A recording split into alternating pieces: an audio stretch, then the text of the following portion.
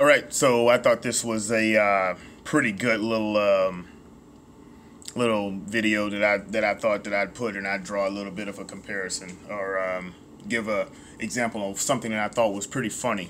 Okay, it says Billy Elliot. Okay, so of course this is a woman. It's the Mary Sue, so you know it's going to be far left, and it's going to be overly feminine and just overly,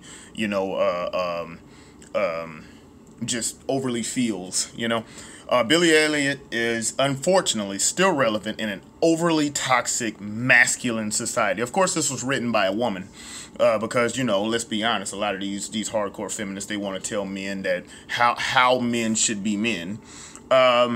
When Billy Elliot came out in September of 2000, many were enthralled by this boy who just wanted to dance. Still nearly 19 years later, his story isn't as relevant to our society as it was at the turn of the century, which isn't a good thing. For so long, boys did masculine things like boxing or wrestling, while girls did dance and gymnastics. That's just the way it was. Okay, so right off the bat, this is what I've said, and people that have listened to me, know about me saying this. Whenever boys put forth masculine behaviors, people like this right here, Rachel, do not like it. When girls exhibit and are into just traditionally feminine things that women do, they hate it. But when it's reversed, when little girls put forth and they talk and they do things like boxing and wrestling, go slay.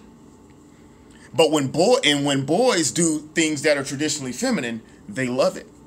I find that funny that they will like the exact opposite. It's not really, and for these people, it isn't about really letting people do what they want to do. It really isn't even about that. It's about the fact that they want them doing opposite things. So anyway, we're going to keep on. So in a movie that, like Billy Elliot, where Billy wanted nothing more than to dance with his ballet class taught by Miss Wilkinson, we watched as his family eventually rallied behind him, which most people generally do in society. Let's be honest, no matter what you do, people will generally back a boy that wants to be in ballet. Generally they do. But the thing is that not everyone has to like it. Not everyone has to like it. If I had sons that were into ballet, hey, I'd support them, but I'm not lying when it comes to, if they were like, would you want your child to be playing football? Yeah, I probably would want him to playing football or something like that, yeah. But, hey, if that's what he wants to do, cool. So anyway, so let me go ahead and even his father, who yelled and prohibited Billy from going to dance at first, comes around and realizes that this is something that Billy loves. Okay, so it's a movie that is surprisingly about the growth of men and their acceptance of one another. It shows us now that we're still regressive in a way, and we view typical norms for children. How often are boys told that they can't do something because it's girly, or that they can't have a doll?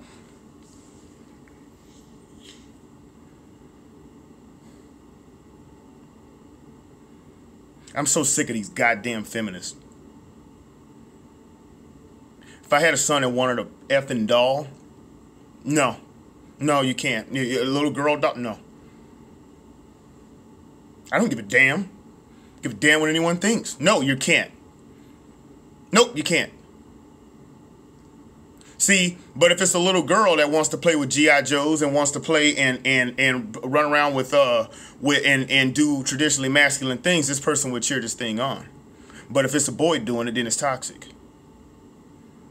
If it's a boy, or if it's a girl doing that wants to run around with dolls, they talk about how terrible it is that girls want to sit back and play with dolls and My Little Ponies and all that other stuff. I find that really funny. So let me go ahead and get done with this. And there's a beautiful scene in the movie after Billy auditions for the Royal Ballet School.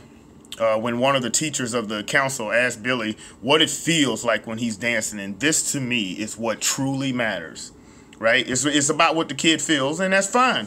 Like I said, most people are okay with this. So anyway, I want to come down here because I, I'm just so tired of the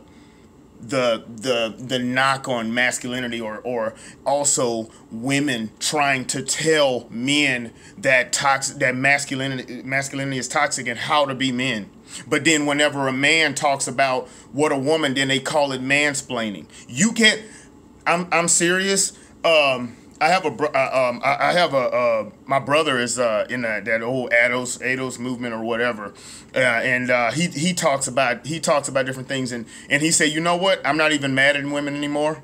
He actually said, you know what, I'm not even mad at women anymore. I understand them.